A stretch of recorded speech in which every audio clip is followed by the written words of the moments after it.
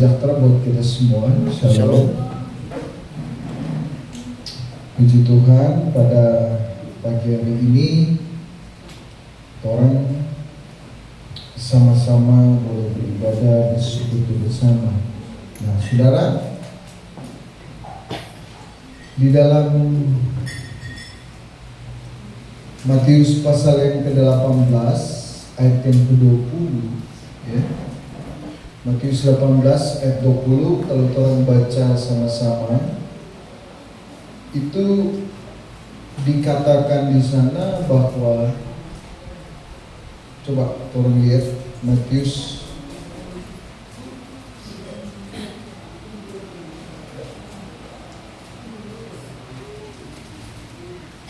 Matius 18 ayat 20.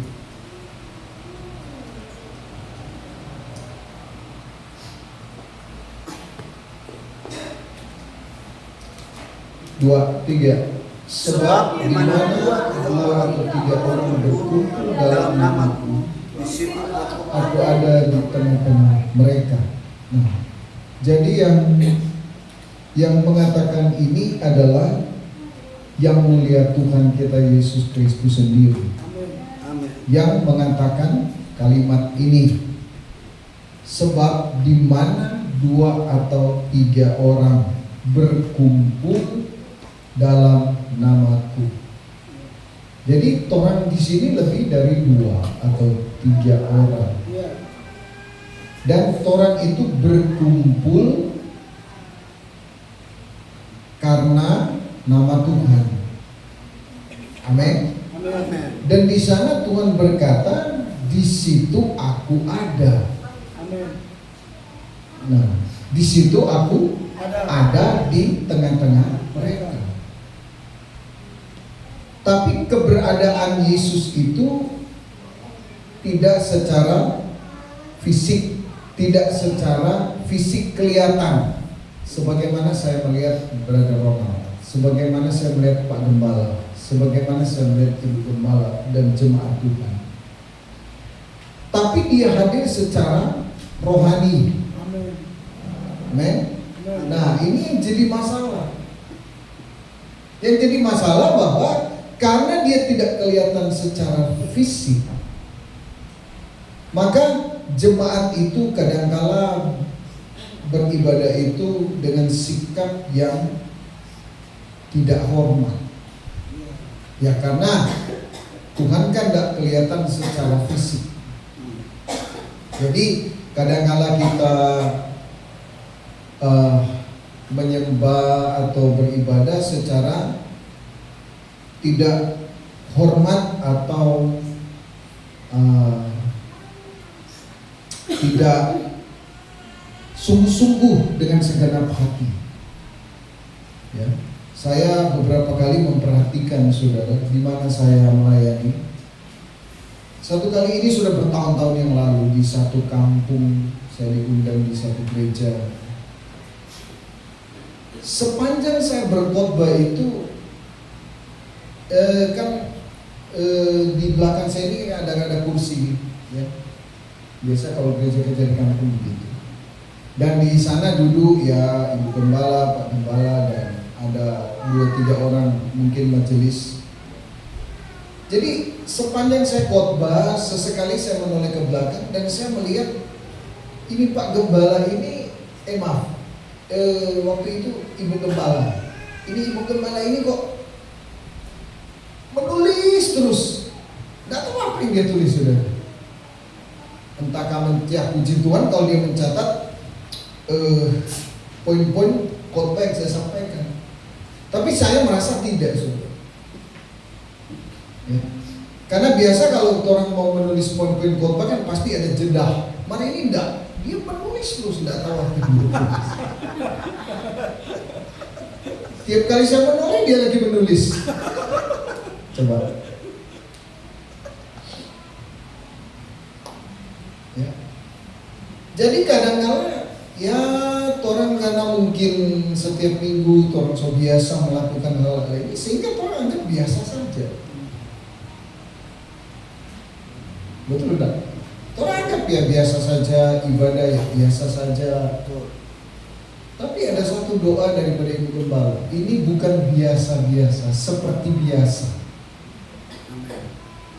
Nah, saudara, jadi yang menjamin bahwa kehadiran Tuhan itu ada di tengah-tengah kita itu ya perkataan Tuhan sendiri.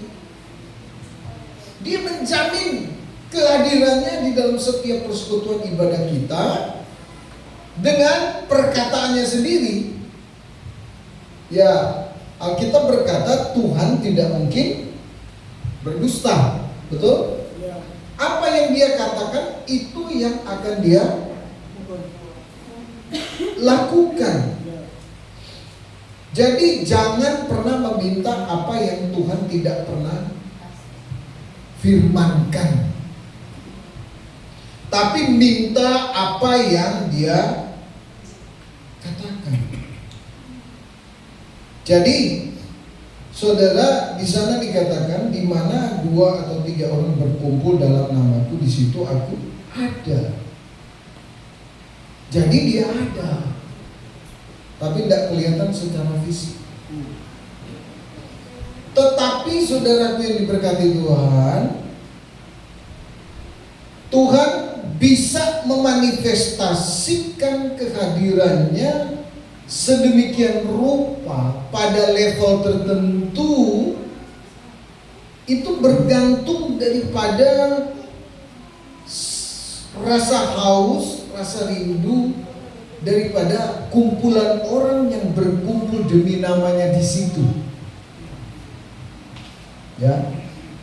Jadi Tuhan itu dia bisa memanifestasikan keberadaannya. Sedangkan setan hadir bisa terasa, saudara. Coba saudara masuk di rumah-rumah, katanya rumah berhantu. Baru injak DP ambang pintu sudah merinding. Ya kan? Berarti ada kehadiran sosok makhluk yang tidak kelihatan di area itu. Betul nggak? Tapi yang menjadi pertanyaan saya, kenapa manusia itu lebih peka dengan kehadiran hantu daripada Tuhan? Iya, kenapa orang lebih peka dengan kehadiran hantu daripada kehadiran Tuhan? Ya, karena mungkin Anda mirip-mirip dengan hantu.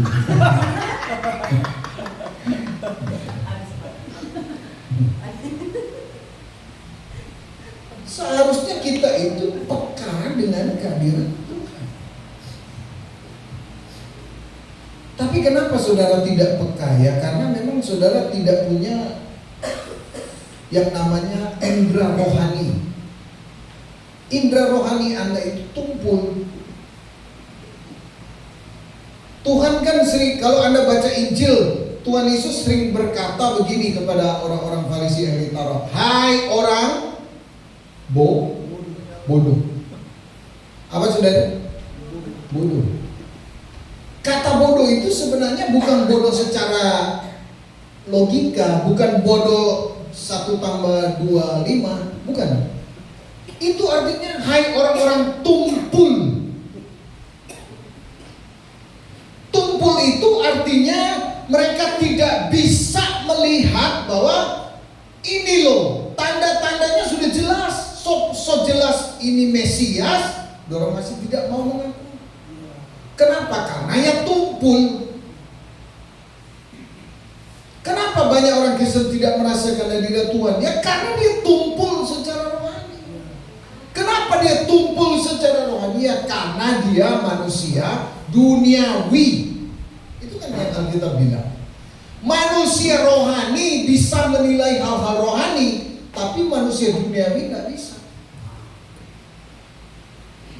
Kalau Anda duniawi, maka Anda tidak bisa mencerna hal-hal yang bersifat rohani. Mengapa Anda tidak punya gairah mendengar firman? Ya karena Anda duniawi. Itu saja sederhana. Orang yang rohani dia punya gairah untuk mencerna hal-hal yang bersifat rohani. Firman Tuhan itu bersifat rohani. Kan Yesus sendiri berkata di dalam Yohanes pasal 6, semua perkataan yang kukatakan kepadamu adalah roh. Loh, kata amin. Semua perkataan yang kukatakan kepadamu adalah roh dan hidup. Kenapa ahli-ahli Taurat, orang-orang Farisi tidak bisa menangkap perkataan Yesus? Ya karena mereka tumpul. Kenapa mereka tumpul? Ya karena mereka duniawi. Isi pikiran dan hati mereka adalah hal-hal duniawi. Tidak ada hal-hal rohani. Coba saudara pikir baik-baik. Anda ini rohani atau duniawi? Duniawi itu tidak harus Anda dugem-dugem dah.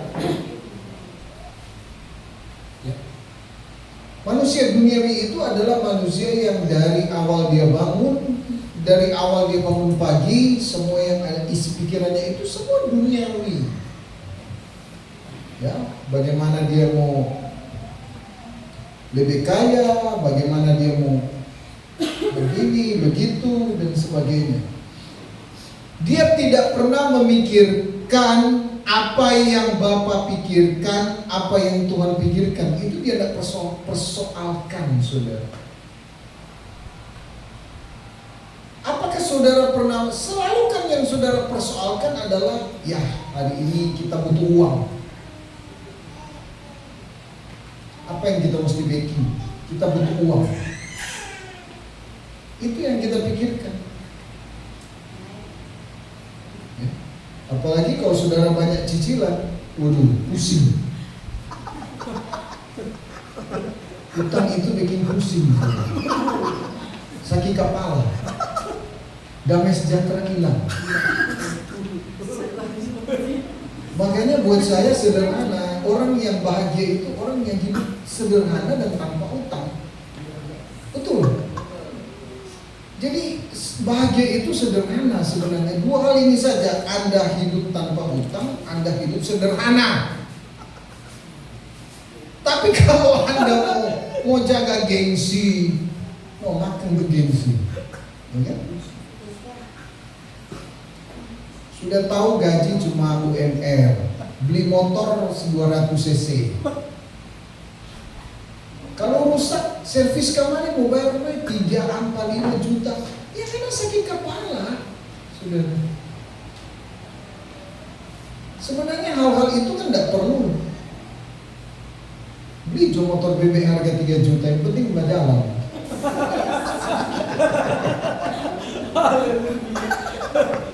Tapi kan aduh, pendeta tamang-tamang beli motor N-Max, X-Max. Ya kan? Karena gengsi. Itu orang banyak susah, kenapa? Gengsi. Ya, akhirnya karena dia gengsi, dia paksa. Saudara yang diberkati Tuhan. Jadi itu tadi yang tolong pikirkan. Jadi manusia itu terjebak di dalam satu siklus kehidupan. Coba Anda pikirin. Orang ini terjebak di dalam satu siklus kehidupan seperti manusia primitif. Nah, ini manusia primitif ini kan siklus hidupnya cuma begini. Bangun pagi, berburu untuk makan. Dapat makan, istirahat sedikit, ya kan? Tidur lagi, besok berburu lagi, begitu siklusnya sampai dia tua, sampai dia mati, selesai. Kita kadang-kadang kalau renungkan, kalau hidupnya cuma seperti itu, aduh, gimana ini? Orang nggak ada beda dari monyet. Ya kan? Seharusnya hidup itu harus lebih bermakna daripada itu. Ya, nah, jadi hidup ini harus lebih makna daripada itu. Katakan amin.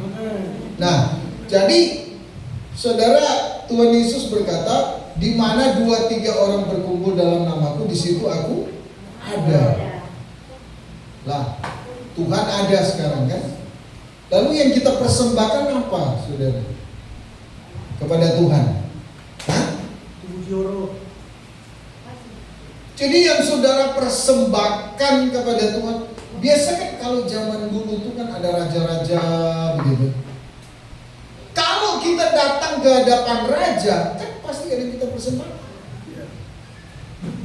Kalau misalnya seseorang tidak membawa sesuatu untuk dipersembahkan, maka dia berkata kepada raja, Raja, aku persembahkan diriku untuk menjadi hambamu. Nah sekarang, ketika kita datang kepada Tuhan, yang kita persembahkan itu adalah apa?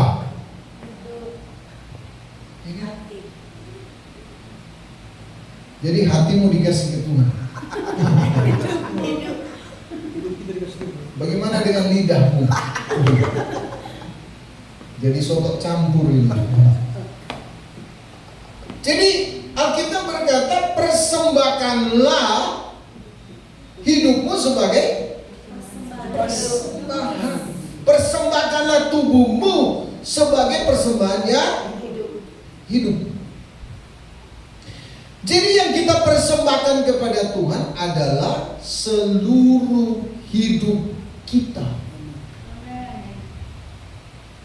Mulai dari seluruh hidup kita, semua yang kita pikirkan, semua yang kita katakan, semua yang kita lakukan, perilaku kita setiap hari harus jadi persembahan yang hidup,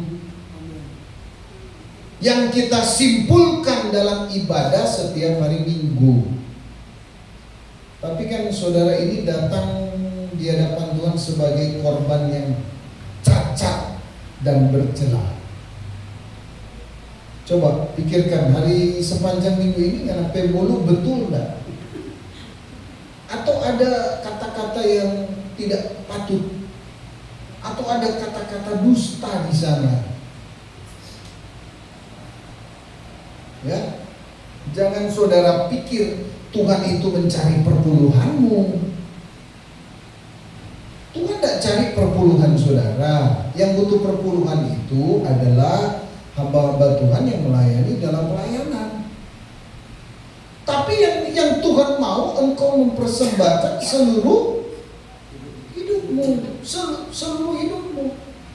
Tapi hari-hari ini gereja memberi kesan begini, seolah-olah ketika Anda sudah memberikan uang, memberikan untuk pembangunan gereja, seolah-olah Tuhan sudah berkenan atas saudara.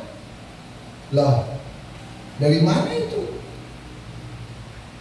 Banyak orang berpikir kalau dia sok kasih uang pembangunan, uang perpuluhan, sudah Tuhan pasti semacam Tuhan utang budi pada dia, supaya kalau dia berdoa Tuhan jawab. Kan tidak begitu. Tapi Tuhan menghendaki sebuah persembahan seperti yang dikatakan di dalam Roma pasal ke-12 tadi. Coba kita baca sama-sama. Itu yang kita persembahkan di hadapan Tuhan. Apa? Boleh orang baca? Roma 12 ayat yang pertama. Roma 12 ayat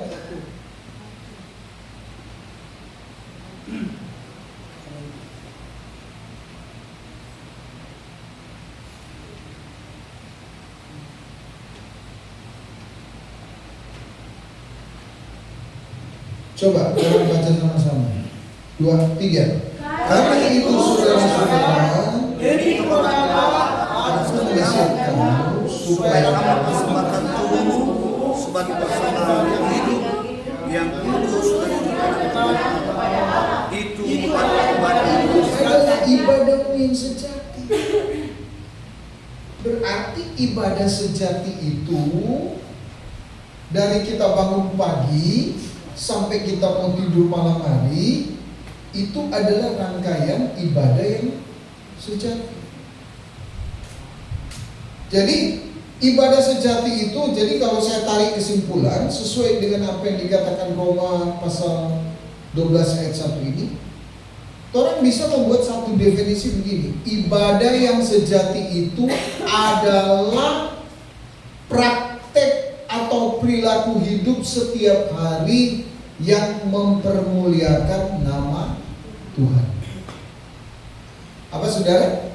Jadi praktek atau perilaku hidup setiap hari yang mempermuliakan nama Tuhan. Itu artinya baik engkau bekerja, baik engkau melayani, baik engkau makan, baik engkau minum, lakukan semuanya itu untuk kemuliaan Tuhan. Itu ibadah yang lakukanlah pekerjaanmu dengan benar, lakukanlah pekerjaanmu dengan jujur.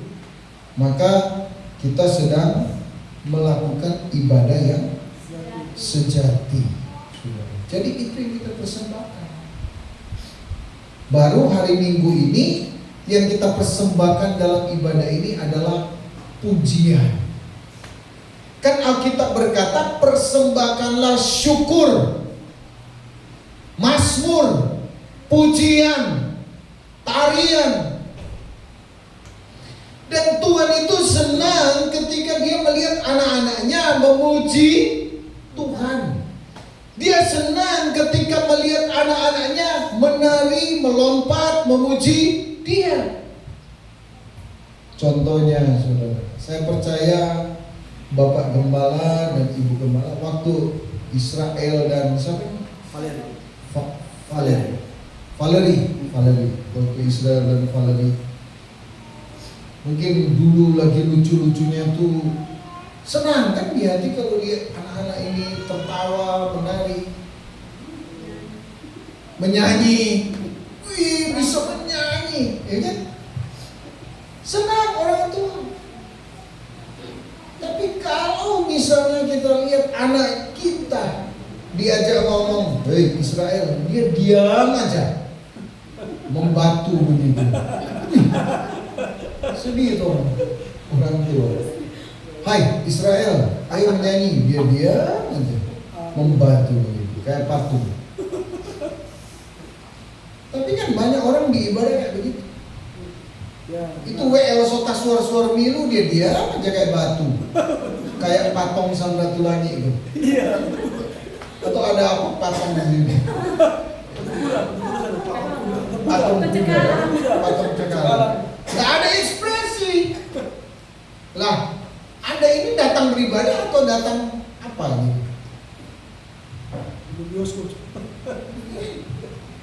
Orang aja nonton bola kok ada ekspresi, masa saudara ibadah kok nggak ada ekspresi? Kenapa nggak ada ekspresi? Karena memang Anda tidak bersentuhan dengan Tuhan. Makanya saudara, ketika orang menyanyi itu jangan asal menyanyi. Hayati lagu yang Anda nyanyikan. Misalnya lagu apa tadi? Ku mau menyanyi.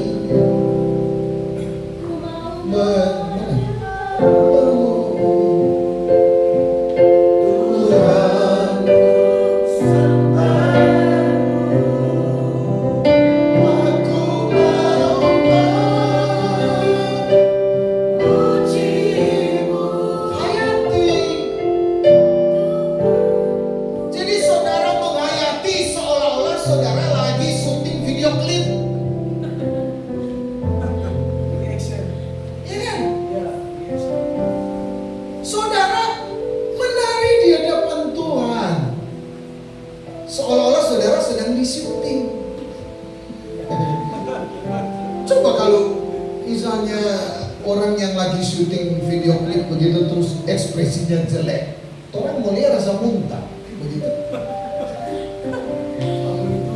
Lagi malaikat tuh lagi lihat saudara nggak ada ekspresi nyanyi kayak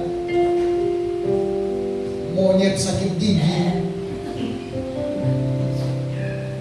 Coba saudara persembahkan, jangan cuma di kamar mandi saudara jago. Banyak orang kalau di kamar mandi dia kayak penyanyi.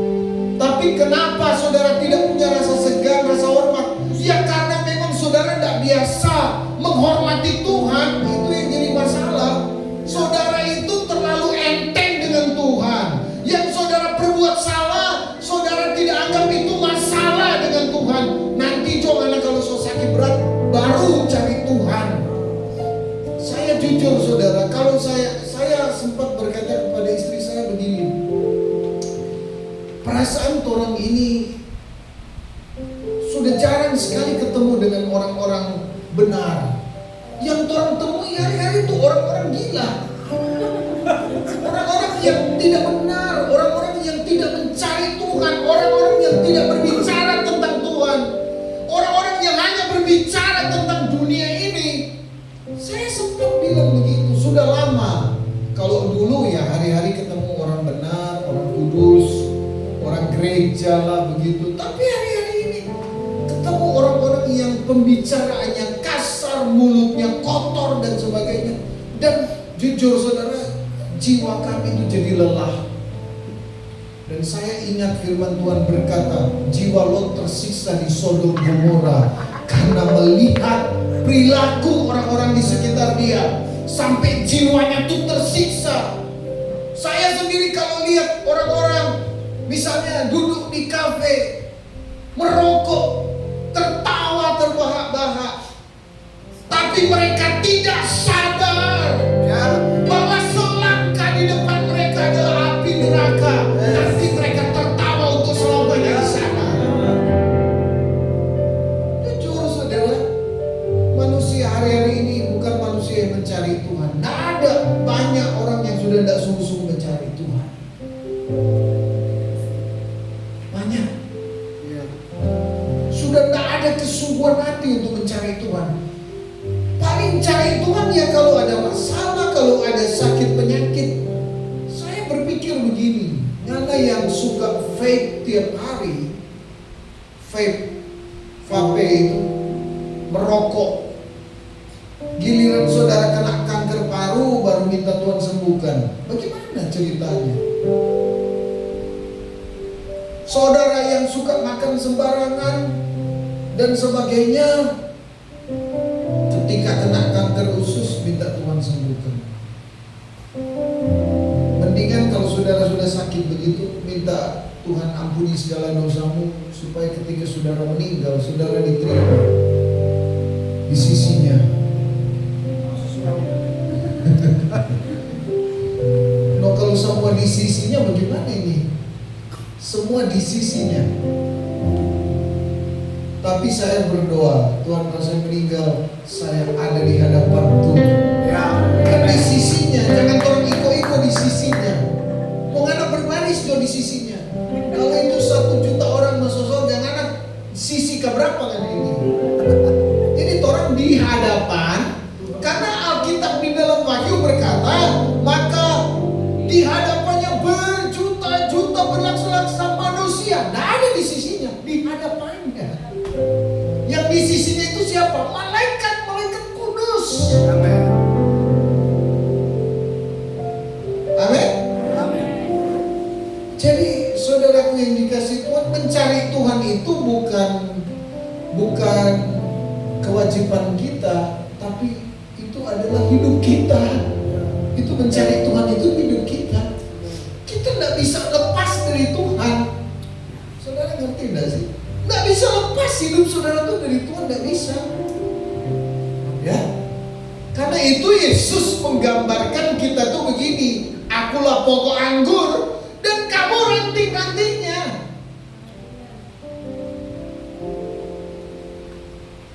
Tahu tidak maksudnya Tuhan ngomong itu apa? Tahu tidak? Ngerti tidak saudara itu? Akulah pokok anggur dan kamulah ranting-rantingnya. Artinya Tuhan berkata, kamu tidak bisa hidup tanpa aku. Amen. Ranting itu tidak bisa tumbuh sendiri tanpa dia tertanam di pokok anggur. Tidak bisa. Makanya jangan berusaha berbuah dari dirimu sendiri. Anda tidak bisa menjadi baik dari dirimu sendiri. Yang Anda harus lakukan adalah tertanam sepenuhnya di dalam Dia. Dengan sendirinya buah itu keluar. Amin. Ya. Ada anak-anak Tuhan yang berusaha menjadi baik, yang berusaha menjadi apa ya? Biasa kan orang kalau anak-anak Tuhan ya mesti baik kan, mesti punya kelakuan yang baik, tapi berusaha kok susah sekali orang ini. Ya masih ada kebiasaan buruk yang masih orang making. Jujur saudara, ya Masih ada yang materialistis, masih ada yang mata keranjang.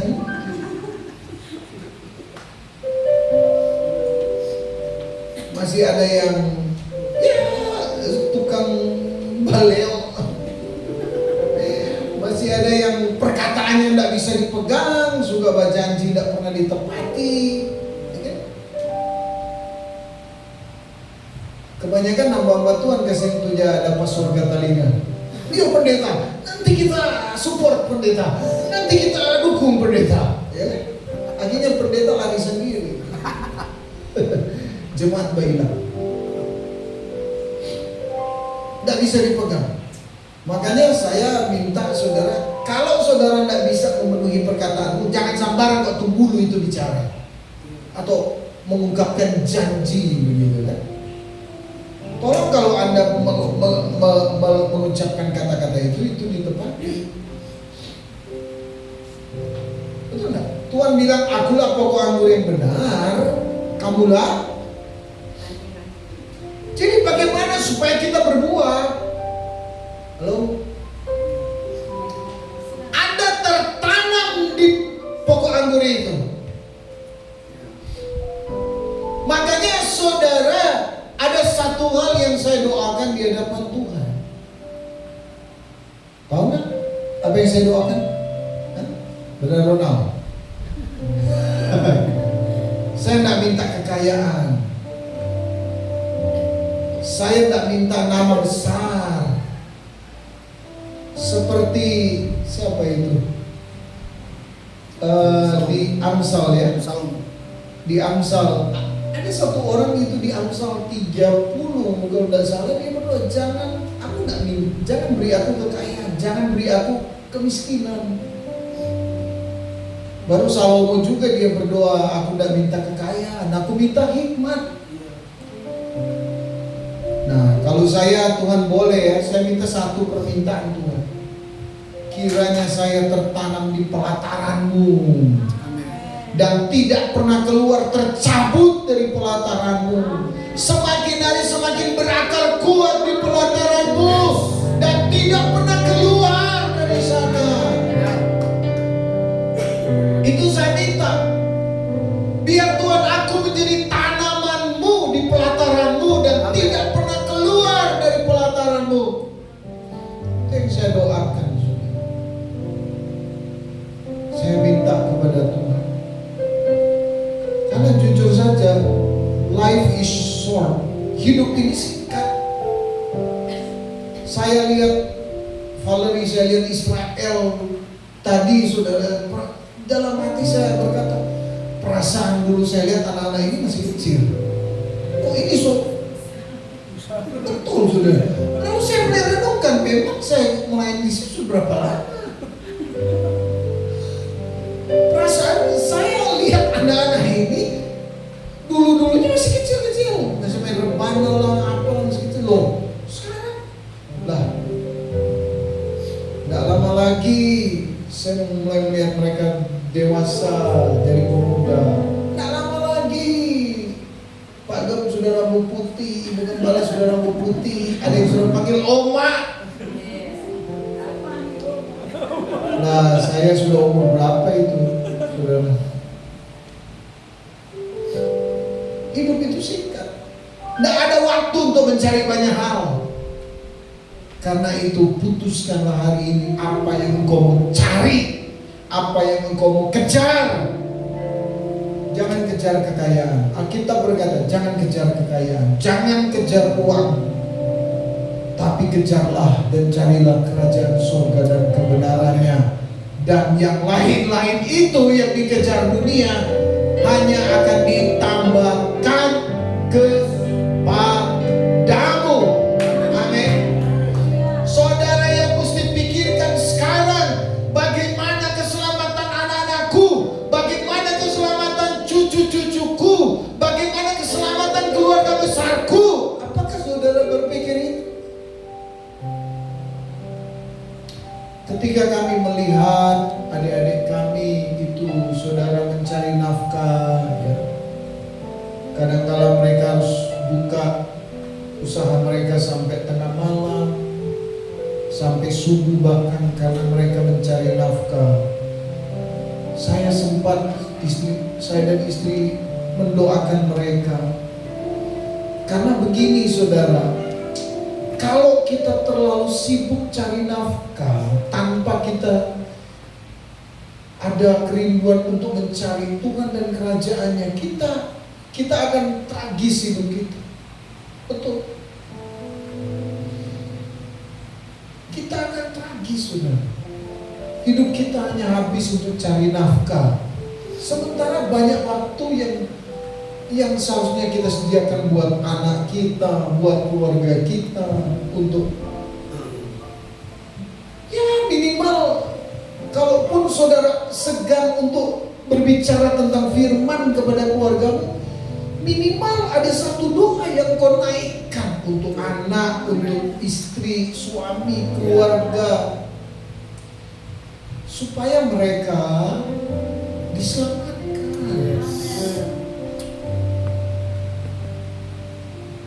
Ada satu kesaksian dari seorang anak Tuhan. Ketika orang tuanya meninggal, beberapa hari yang lalu kami ketemu, dia cerita. Setelah mungkin 1-2 hari kemudian ketika papanya dikuburkan, dia mimpi. Dalam mimpi itu dia melihat sesosok bayangan keluar dari kamar mandi rumah mereka. Dan ketika dia melihat baik-baik, sosok itu hitam. Tapi ketika dia melihat sosok itu, dia dalam hatinya dia kenal siapa itu. Dan berlari, sosok itu keluar dari kamar mandi belakang, berlari hitam legam mendekati dia dan berteriak, "Panas, panas!" Dan dia lari kepada anak ini dan dia jatuh ke dalam pelukannya, dan sosok itu berkata, "Papa minta maaf." Dan dia cerita, memang sebelum papanya meninggal, dia tidak sempat berdamai. Mereka konflik, tidak sempat cerita sekian bulan, anak dan papa ini. Dan papa ini, dia bukan orang Kristen, dia bukan orang percaya, tapi anak ini sudah jadi anak Tuhan. Dan masalahnya, papanya ini sudah pernah dengar tentang Yesus, tapi dia belum menerima.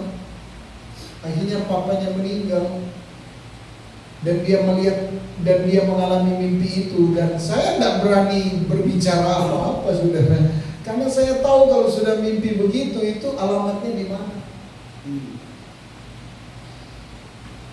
Dan itu waktu sudah tidak bisa diputar balik. Sudah meninggal, sudah hitam, berteriak panas, panas. Nah, itu di mana? Ingat cerita Lazarus. Aku di sini kesakitan dan sangat menderita. Coba. Dan dia, saudara, sambil dia cerita pengalaman ini, itu saya lihat sudah menangis, karena saya melihat ada semacam penyesalan di mata dia yang tidak sempat untuk mungkin membawa atau minimal berdoa lah buat orang tuanya. Makanya jangan habiskan waktu kita untuk membenci orang. Ya. Jujur saudara, saya minta Tuhan tuh tolong saya untuk punya kacamata kekekalan, untuk melihat segala sesuatu dari sudut pandang kekekalan. Baru kita bisa punya belas kasihan terhadap orang lain.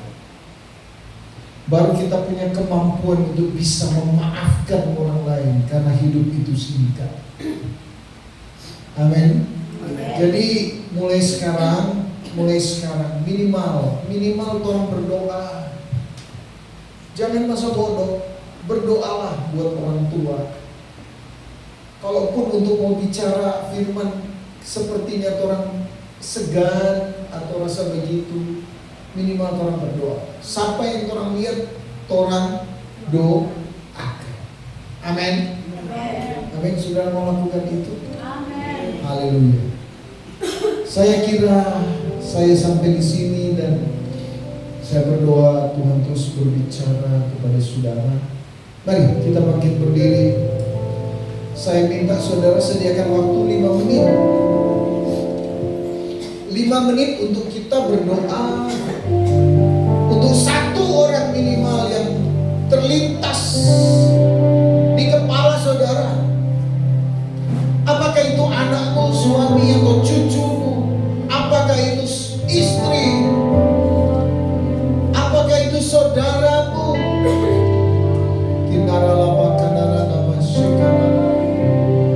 Mari kita minta kepada Tuhan untuk keluarga kami.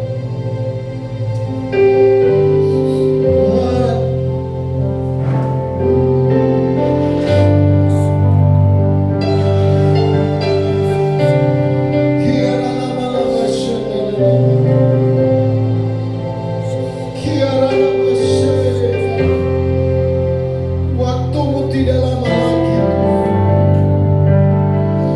Mari kita berdoa.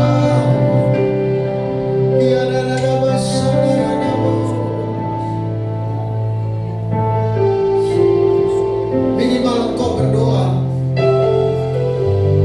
Jangan berdoa dalam hati saudara. Minimal engkau bisa mendengar suaramu sendiri.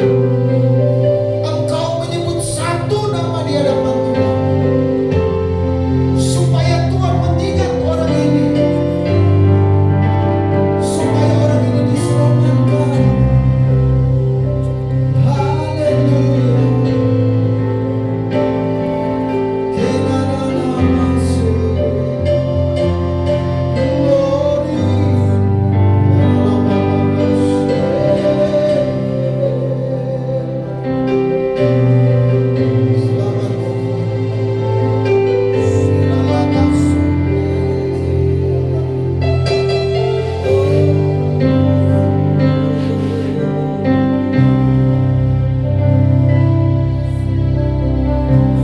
Saudara,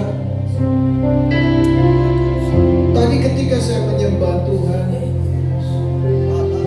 saya teringat dengan jemaat di tempat ini yang pernah saya temui. Tapi hari ini saya tidak melihat mereka.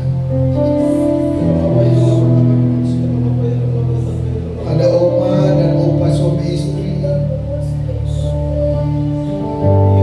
Dan saya tidak tahu apa yang sedang terjadi dengan hidup mereka. Tapi aku hanya bisa berdoa, Tuhan kiranya keadaan mereka baik-baik saja. Kalaupun mereka sedang dalam kesulitan, kesusahan, kalaupun mereka dalam sakit, Tuhan Engkau ada di sana.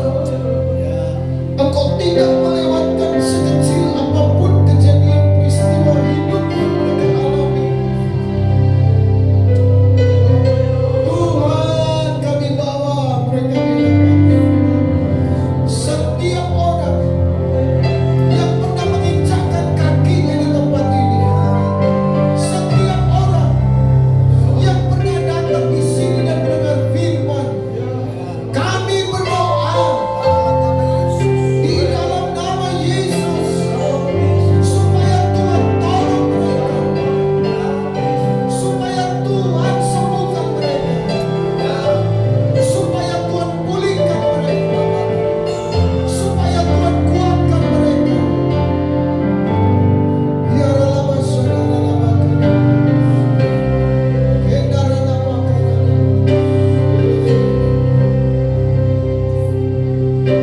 ya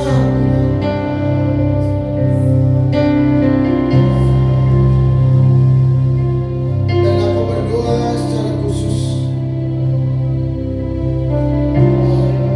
supaya hamba-hambamu dan jemaatmu di tempat ini, Bapa, aku minta tanamlah mereka di pelataran-Mu. Kiranya mereka menjadi tanaman yang tertanam di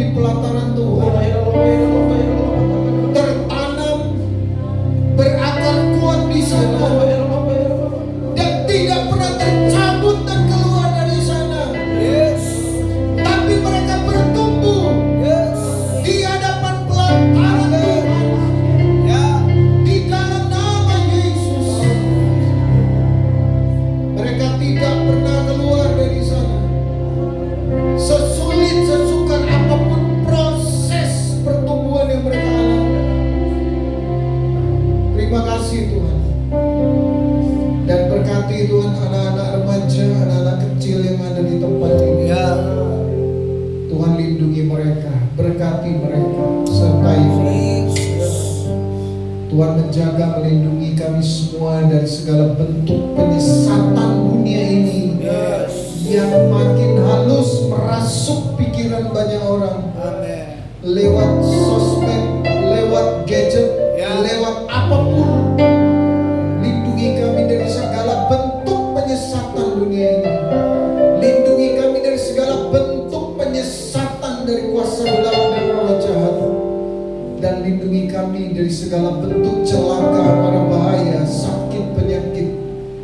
Kami berdoa Tuhan, kami diberkati, kami dilindungi, dan kami menjadi penyembah-penyembah yang menyembah Engkau dalam roh dan kebenaran.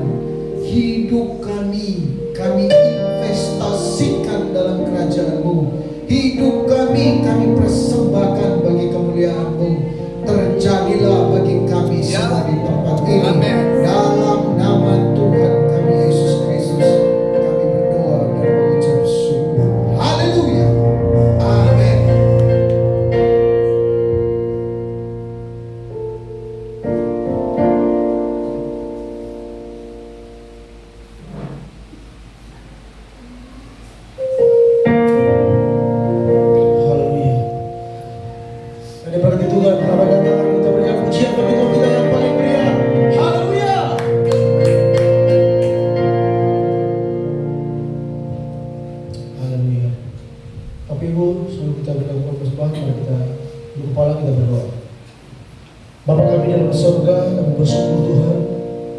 Atas kasih dan kemurahan-Mu yang luar biasa bagi kami, bisa mendengarkan firman Tuhan.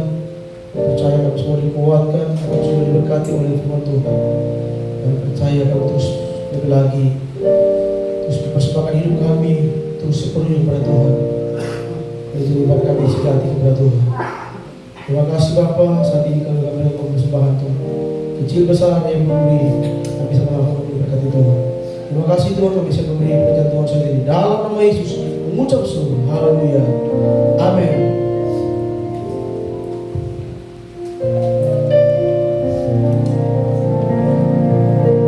Mari Bapak Saudara, persiapkan persembahan Bapak Saudara.